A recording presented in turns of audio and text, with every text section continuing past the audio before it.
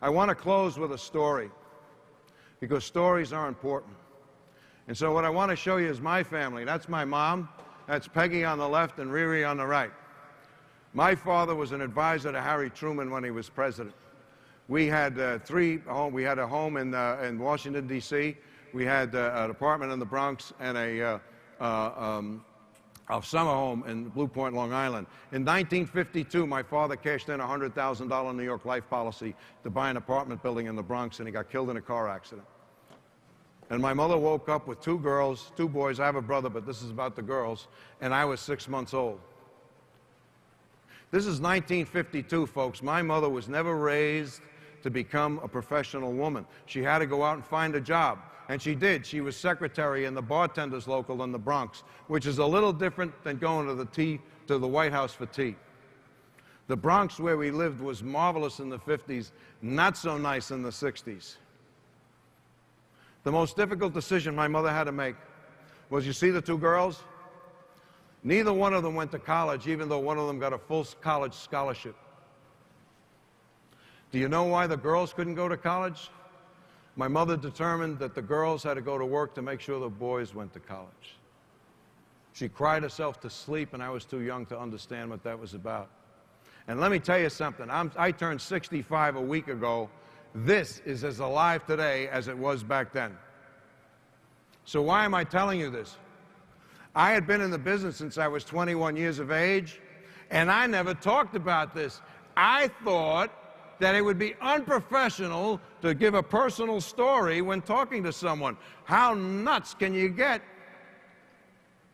It wasn't until I saw that video with the woman getting in the car, because that's what happened. My wife picked my mother up and took her to our apartment, and for the first time, I was in the business, I didn't realize the impact of what we sold. In other words, it was a classic Western civilization thing. Who I was and what I did was separate. That's why we have a lot of psychiatrists. And for the first time, I began to see what it meant, and I began thinking about it. Do you know what $100,000 was in 1952? Millions of bucks. You could buy a house for $5,000, probably sell it for $250,000 to $300,000 in 1980. Our lives would have been radically different, and I know my mother willed herself to die because she didn't want to be a burden on us. That's the impact we had, and I was in the middle of this. My very DNA was in it, and I didn't see it. And so what happened to me is I got mad, and rather than describe how mad I was, listen to me. I'm the opening speaker, 2004, NDRT, 8,000 people from around the world, and listen to what I sounded like. And I want to know, where was the person of significance, the advocate who could have taken my father, even pushed him up against the wall and said, don't you understand you have to have life insurance because I'm advocating for your wife, because if you're gone, life could be miserable. Where was the advocate who advocated for my sisters who were denied a college education at the appropriate time? And where was the advocate even for my father, whose youngest son stands in front of you now? And the only legacy I can tell you my father left us was he left us alone. Could you imagine being in front of 8,000 people you don't know, talking about the father you never met, sounding like that? I'm over it now.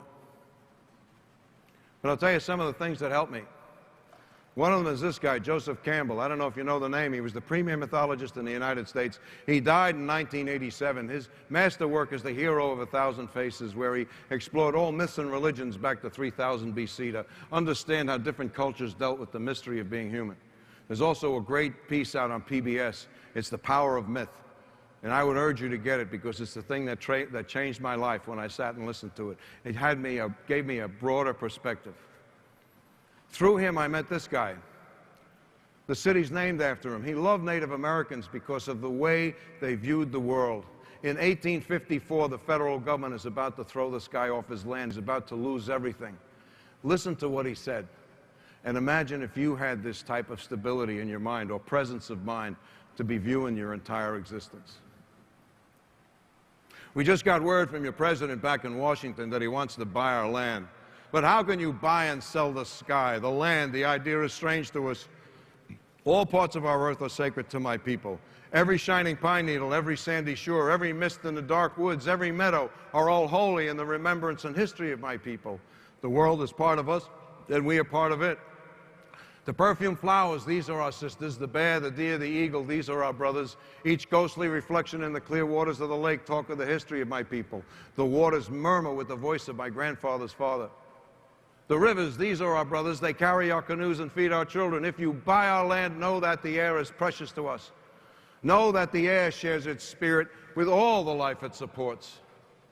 The wind that gave my great-grandfather his first breath also received his last sigh. This we know, man does not own the earth, man belongs to the earth. All things are connected like the blood that binds us together. Man did not create the web of life, he's simply a strand in it. What he does to the web, he does to himself. Your destiny's a mystery to us. What will happen when all of the buffalo are slaughtered? What will happen when all of the secret corners of the forest are heavy with the scent of many men and the view of the ripe hills is blotted by talking wires? It's the end of living and the beginning of survival. When the last red man in his wilderness is gone and his memory is that of the cloud going over the prairie, will there be any memory of my people left? We love this land like a newborn loves its mother's heartbeat. So if you buy our land, love it as we have loved it. Care for it as we have cared for it. Hold in your mind the memory of the land when you receive it and preserve it for all children. Love the land the way God loves you, because this we know, no man, be he red man or white man, can stand alone, because we're brothers after all. And this came from the Savage, right?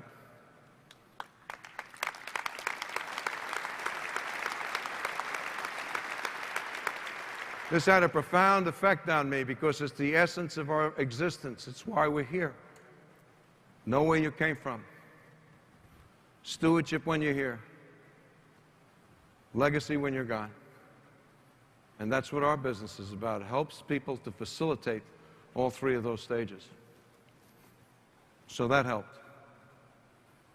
So that helped.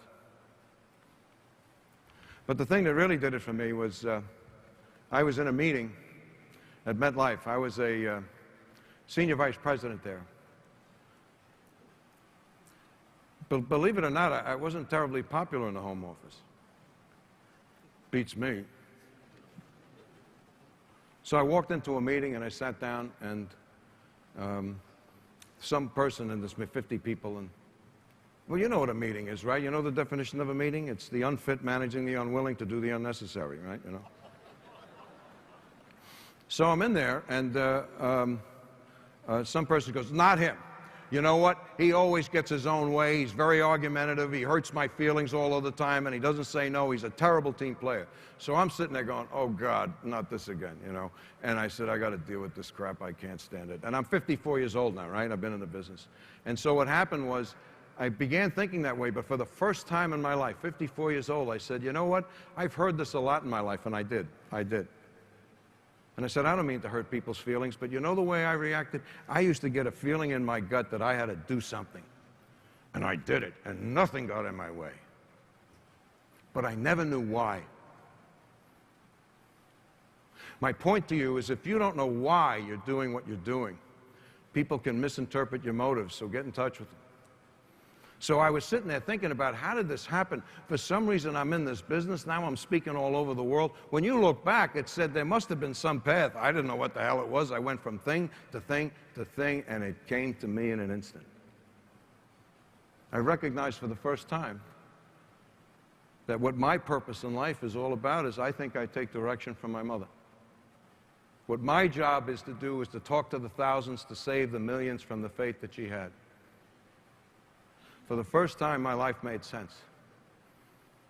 And that which I thought was a tragedy was a triumph. And in life, it's not the pain of the journey, it is the rapture of the revelation. Why am I sharing this with you? There are very few professions in the West where you can not only enrich yourself, but fulfill yourself. And believe me, the fulfillment comes first. If you're fulfilled, the money comes. So that was my revelation. I hope you find that helpful. But I'll tell you the best thing that happened. I'm Irish, you know that. Well, my mother always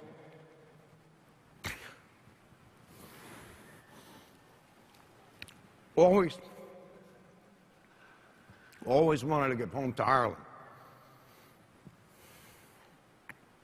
but she never made it. But in 2006, I got to speak at MDRT in Dublin, and in my mind, I took her home. Thanks.